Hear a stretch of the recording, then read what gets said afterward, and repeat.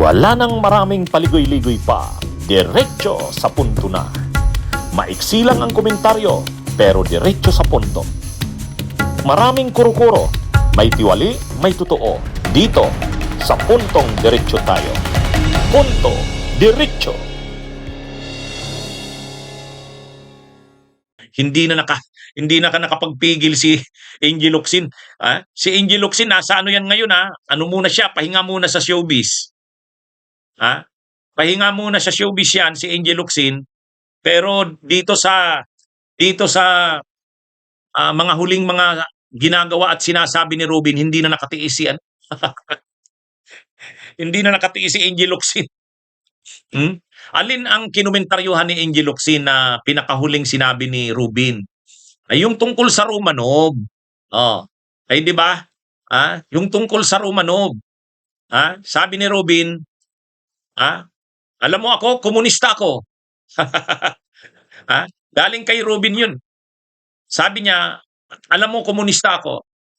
Kasi nitong impeachment trial ngayong linggo, yung abogado, yung witness, yung testigo ng prosecution, si Attorney Jeremy Lutok, yung NBI, nabanggit na naman, pinag-usapan na naman yung tungkol sa Romanov. Yung Romanov na yan, paulit-ulit na yan pinag-usapan eh. Ay biglang sumabad na naman si Robin. Sabi ni Robin, alam mo ba yung kwento ng Romanov? Yun namang si Attorney Jeremy Lutok, honest naman siya. Sabi niya, hindi gaano, pero general lang, alam ko lang na ano yan. Ang alam niya lang daw, pinatay yan, parang royal family, pinatay sa Russia. Yun lang ang alam niya. Hindi naman nagmayabang si Jeremy Lutok. Kahit si Rapi Tulfo, hindi rin naman nagmayabang noon. Sabi ni Rapi Tulfo, nung marinig ko yung Romanov, nag-Google search ako, yun, nalaman ko. Ngayon ko lang yan nalaman. Si Robin, hindi. Sabi niya, alam ko yan. Alam ko yung Romanov. Alam mo naman ako. Alam mo ako. Tungkol kasi yan sa komunista, sabi niya. Yung mga komunista, yan ang pinag-aanuhan na nagpapatay doon sa Romanov. Yung Romanov dynasty, yung pamilya ng Romanov. Actually, mali nga doon si Robin eh. Alam niyo kung anong mali ni Robin doon? Sabi ni Robin, pinapatay si yung Char. Ang sabi ni Robin, pinapatay yung Char. Napanood niyo ba 'yon? Sabi ni Robin, pinapatay yung Char doon sa Romanov. Alam niya daw 'yon. Bakit alam niya? Kasi sabi ni Robin, komunista daw siya eh. Sabi ni Robin. Mali nga doon si Robin eh. Pinapatay daw yung Char, si Nikolai. Napanood ko, sabi, Nikolai. Mali yung Nikolai. Hindi Nikolai ang pangalan ng Char. Ang Char na yon ay Nicolas. Hindi Nikolai. Ang Nikolai si Lenin. Vladimir. Vladimir. Nikolai Vladimir Ilyich Ulyanov Lenin. Yun, kompleto na yun Kompleto na yun. Nikolai Lenin o kaya Vladimir Lenin. Pero yung Char, yung Romanov na Char, hindi yung Nikolai, Nicolas. Char Nicolas II. Pero sabi ni Robin, alam ko yung Romanov. Tungkol yan sa komunista eh, sa Russia yan eh. Sabi niya, alam mo naman ako, komunista ako. Diba? Sabi ni Robin, alam mo naman ako, komunista ako. Hindi na nahiya magsabing komunista siya. Tapos nagyabang. Alam ko yung Romanov, sabi niya, kasi pinapatay diyan si Char Nikolai. Mali nga yung Char Nikolai kasi hindi naman Char Nikolai yun. Char Nicolas II. Yun. Ang Nikolai, si Lenin. Nikolai Lenin. Di ba? Kaya, ang yabang tapos mali. Ay, ewan ko dito kay Robin. Tapos nagyabang na komunista daw siya. Ngayon, hindi na nakapagpigil si Angel Locsin ay nag-react na. Ito yung reaction ni Angel Locsin, mga kabunyog. Sabi ni Angel Locsin, yan. Ito, pakita ko. Hindi napigilan na ni Angel Locsin na mag-react eh. Ito. Sabi kasi ni Robin, komunista po ako. Gusto ko lamang pong alam din ninyo. Wow. Sabi ni Angel Locsin, at least honest ka ngayon kuya. Ang tanong ko lang, nasaan ka nung panahong nire-red tag ako? Kahit alam mong hindi totoo. O yun. Yan ang banat sa kanya ni Angel Locsin. O, yan ang banat. O, ang tinutukoy dyan ni Angel Locsin, si Angel Locsin kasi nired ng mga kasamahan ni Rubin. Yung mga mahilig mang red tag. Lalo na si Lorraine Badoy. Oh, si Lorraine Badoy, alam naman natin yan, DDS yan. Kasamahan niya ni Rubin, diehard. Duterte diehard supporter yon. Yun ang mahilig mag-red tag. Isa doon sa mga ni-red tag niyan, ni Lorraine Badoy, sa ni Eric Celes, itong si Angel Locsin. Ha? Yan. Ang pagkakasabi kasi nila Lorraine Badoy, si Angel Locsin daw, komunista. Ang kapatid daw niyan, NPA. Oh, ganun kagarapal yan sila Lorraine Badoy. Ha? Sabi naman ni Angel Locsin, yung kapatid niya, aktivista, pero hindi NPA, hindi komunista, aktivista. Ha? Yan yung, ha? Kaya lang, talagang gustong siraan noon si Angel Locsin, ha? Dinadamay si Angel Locsin. Ano daw yan? Yung kapatid daw ni Angel Locsin, NPA, komunista. Kaya yan din daw yan si Angel Locsin, komunista rin daw yan. Oh, ngayon, yan ang tinutukoy ni Angel Locsin na nung panahon, nire-red-tag siya ng mga kasamahan ni Rubin, sila Lorraine Badoy, sila Eric Celes. Ano daw bang ginawa ni Rubin? Oh, pinagtanggol niya ba si Angel Locsin? Oh, oh, alam nyo naman si Nery Colmenares. Colmenares din yan si Angel Locsin. Pero sa totoo, ang alam nyo, si Atty. Nery Colmenares, yung human rights lawyer, saka people's lawyer, makabayan yon. Ha?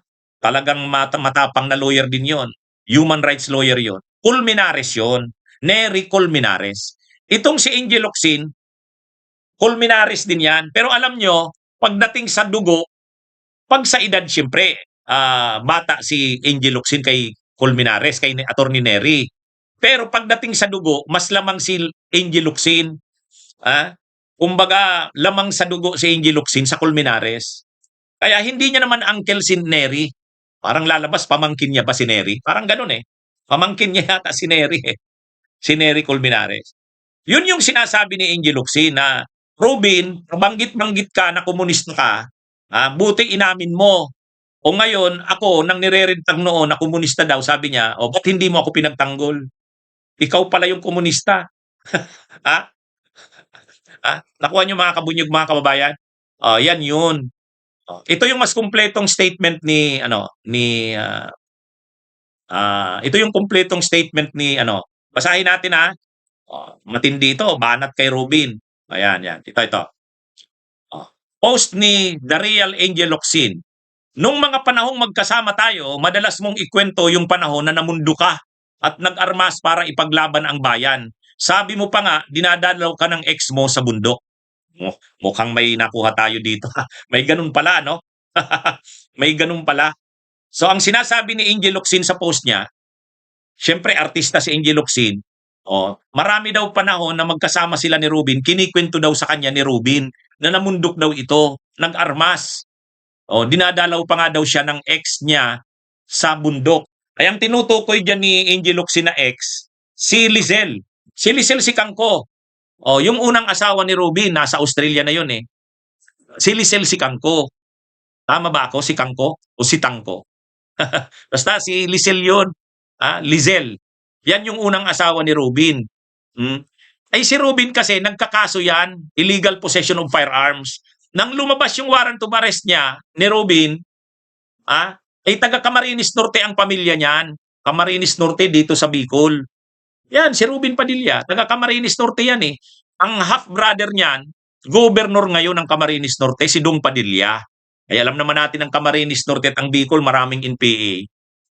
Nang winantid yan si Rubin, nagtago yan sa bundok ng Camarines Norte. Di ba? Pero hindi naman niya nag-NPA, nagtago lang sa bundok. Kaya hindi naman totoo yan na ganyan. Pero nagyayabang yata si Rubin. Nagyayabang si Rubin na namundok daw. Ewan ko naman kung tatanggapin naman niya ng mga NPA. Paano? Natuwa akong makita ulit yung dating Rubin Padilla na nakilala ko. At least honest ka ngayon, kuya. Ang tanong ko lang, nasaan ka nung panahong nire-red tag ako? Kahit alam mong hindi totoo. Actually, kasama mo pa nga at katsikahan yung mga nangre-red flag. O sila Lorraine Badoy na yon, saka sila Eric Celes. Naghuhugas kamay at pumikit sa katotohanan. Isa sa pinakamalaking dahilan kung bakit ka binoto ng mga raming Pilipino ay dahil inasahan nilang magiging matapang kang boses para sa mga kapatid nating Muslim. Pero bakit parang mas pinaglalaban mo pa si Kibuloy? Naniniwala ka ba talaga na siya ang appointed son of God? Yun, matinding banat yan, ano? Isa ka sa pinakamakabayang taong nakilala, ikaw si Andres Bonifacio. Kaya nakakalungkot, pag nakakabasa ako ng stand mo pagdating sa China, hindi ito ang Ruben Padilla na nakilala at hinangaan ko. Yun, another na banat. Andres Bonifacio Kaanya, makabayan, ay bakit pro-China ka? O, kahit papano, alam kong halos pareho tayong landas na dinaanan. Galing sa hirap, nagtrabaho sa umaga, ng maaga, tinangkilik at nakapagpasaya ng mga tao. Ang utang na loob natin ay sa ating Diyos at sa lahat ng Pilipino, hindi lamang sa isang tao. Ang tinutukoy niya, dapat ang loyaltyan niya ni Ruben sa mga tao at sa Diyos. Hindi sa isang tao ang tinutukoy niya diyan, Duterte. Panatiko kasi ni Duterte. Tama na kuya, gising na, hindi pa uli ang lahat. Yun ang mga matinding banat. Ha? Anong masasabi niyo diyan sa pahayag ay sa post na yan ni Angel Locsin? Di ba matinding banat, ano? Ha? Matinding banat, ano, mga kabunyog? Ha? Ano yung mga binanat ni Angel Locsin kay Ruben? Grabe yung nahagip doon. Grabe yung nahagip doon. Ano?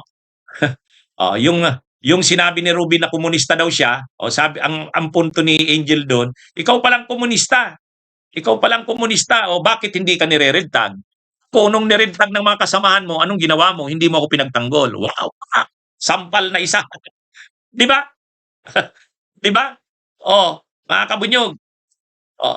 Ang sabi ni Angel Locsin, unang banat 1 kay Ruben Padilla. Ikaw, sabi mo komunista ka, ikaw palang komunista ka, ba't hindi ka nire-red tag ng mga kasamahan mo? Ako na hindi naman komunista, alam mo namang hindi ako komunista, nire-red tag ako, pinagtanggol mo ba ako? Ayun, sampal. Unang sampal. Sabi pa ni Angel Locsin, katsikahan mo pa, kasamahan mo pa yung mga nangre-red tag, sila Lorraine Badoy ko. Pangalawang sinabi ni paano ka? Andres Bonifacio Kaanya, makabayan, gumanap kang Andres Bonifacio sa pelikula. O makabayan ka, pero bakit pro-China ka? Isa na namang sampal.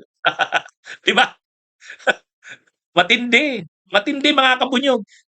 Gumanap kang Gat Andres Bonifacio, pinagmamalaki mo. Di ba may pelikula kasi si Ruben? Gat Andres Bonifacio, ang unang pangulo. Di ba? Nakakostume pa yan si Ruben na may itak. Sabi ni Angel Locsin, akala ko ba Gat Andres Bonifacio ka, makabayan ka? Bakit pro-China ka? Yun. Another, pang-ilan na? Bilangin nyo nga kung pang-ilan ng sampal ang inabot. Ilan ang sampal ang inabot? Ilan na ba? Nakailang sampal na? Yan mga kabunyog. Dalawa ng sampal. Dalawa na. Ang unang sampal, yung pagsabi ni Ruby na komunista siya, Muslim. Pangalawa, yung sabi ni Ruby na Gat Andres Bonifacio siya, makabayan. Bakit pro-China Kaanya? Pangatlo.